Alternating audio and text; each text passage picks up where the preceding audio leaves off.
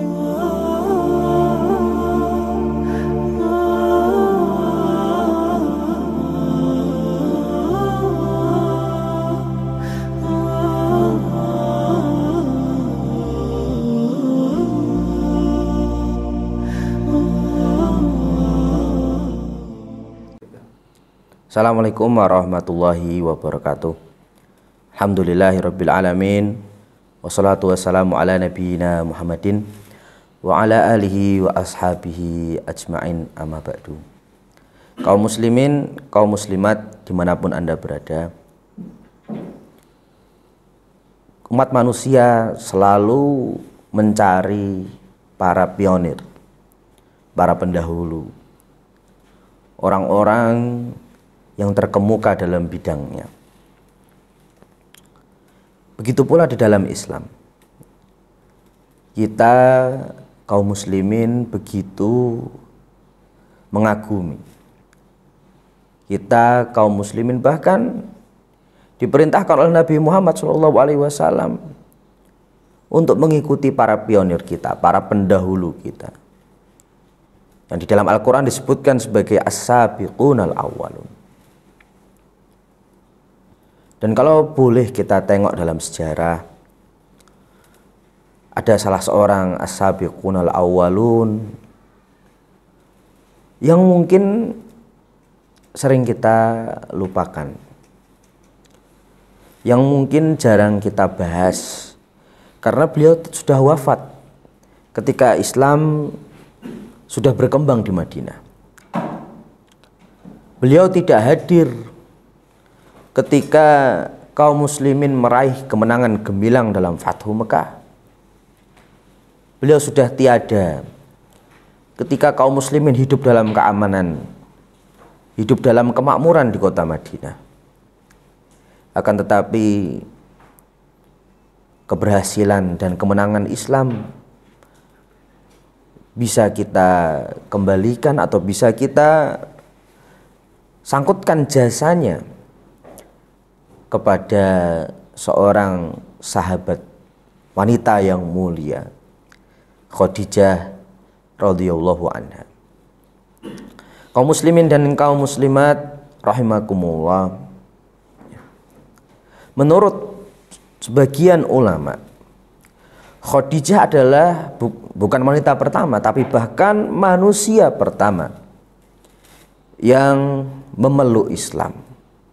Tentu saja kita mengetahui ada perbedaan pendapat di kalangan para ulama dalam masalah ini, dan dijamak pendapat-pendapat ini sehingga dikatakan bahwasanya Khadijah adalah wanita pertama yang masuk Islam. Akan tetapi kalau kita lihat bahwasanya Nabi Muhammad SAW ketika beliau menggigil kedinginan di atas, turun dari atas gua Hira dengan menggigil kedinginan, setelah dipeluk oleh Jibril dan mendapatkan wahyu pertama, Iqra bismi rabbikal ladzi khalaq, maka beliau kembali kepada Khadijah. Maka disitulah yang ada di situ hanyalah Khadijah yang ada di rumah, yang memberikan kehangatan kepada beliau, yang menyelimuti beliau.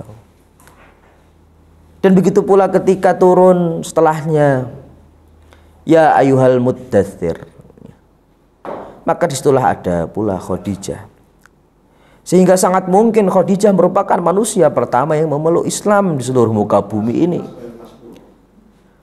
Beliaulah yang mendengarkan wahyu-wahyu pertama turun. Beliaulah yang menenangkan Rasulullah di dalam ketakutannya mendapatkan suatu wahyu dari malaikat Jibril. Kaum muslimin dan kaum muslimat rahimakumullah,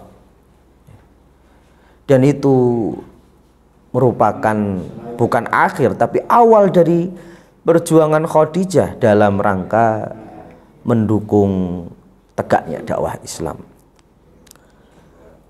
Kaum muslimin dan kaum muslimat rahimakumullah, rumah tangga Nabi Muhammad dan Khadijah radhiyallahu anha dimulai sebelum Nabi Muhammad diutus menjadi seorang nabi dan rasul. Tepatnya sekitar 15 tahun sebelum Nabi Muhammad mendapatkan wahyu pertama. Pada usia Nabi Muhammad 25 tahun, beliau mempersunting Khadijah. Dan dari situlah perjuangan Khadijah sebagai seorang ibu rumah tangga, mendukung langkah suaminya dengan mengasuh anak-anaknya, dengan mendukung seorang Muhammad bin Abdillah ketika itu yang belum menjadi seorang nabi dan rasul. Semua anak Nabi Muhammad SAW dilahirkan oleh Khadijah. Hanya Ibrahim yang lahir melalui rahim Maria Al-Qibtiyah. Sedangkan semua anak Nabi Muhammad yang kita kenal lahir dari rahim Khadijah. Apalagi ketika turun wahyu dan Nabi Muhammad diangkat menjadi seorang nabi dan rasul, maka tugas Khadijah pun bertambah menjadi pendamping dakwah Nabi Muhammad. Beliau teguh dan tegar menghadapi berbagai macam cobaan. Karena cobaan yang dialami oleh para pendakwah Islam ketika itu bukan hanya di jalan-jalan, bahkan cobaan itu pun hinggap di rumah-rumah mereka. Nabi Muhammad ketika itu bertetangga dengan Abu Lahab dan istrinya Ummu Jamil. Betapa banyak ranjau-ranjau darat berupa paku, kerikil yang disebar oleh Ummu Jamil di depan pintu rumah Nabi Muhammad. Belum lagi gangguan-gangguan yang lain. Dan itu terus dilakukan oleh Khadijah, mendukung Nabi Muhammad sepenuh tenaga, sekuat hartanya selama periode Mekah yang begitu berat. Maka patutlah ketika malaikat Jibril memerintahkan kepada Nabi Muhammad dengan membawa berita gembira, Bashir, wahai Nabi Muhammad, berikanlah kabar gembira kepada istrimu Khadijah, bibaitin fil jannati, dengan suatu rumah di surga, min qasobin, yang terbuat dari intan permata, la sokhoba fihi wala nasoba, yang tiada hiruk pikuk di dalamnya dan tiada kesusahan, keletihan di dalamnya.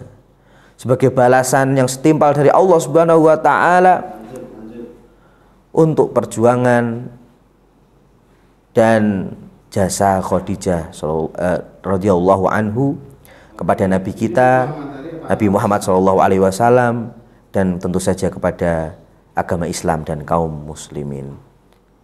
Semoga kita bisa meneladani contoh dari Ummul Mukminin yang pertama, Khadijah radhiyallahu anha, sebagai pendukung dakwah yang begitu tegar fi sabilillah.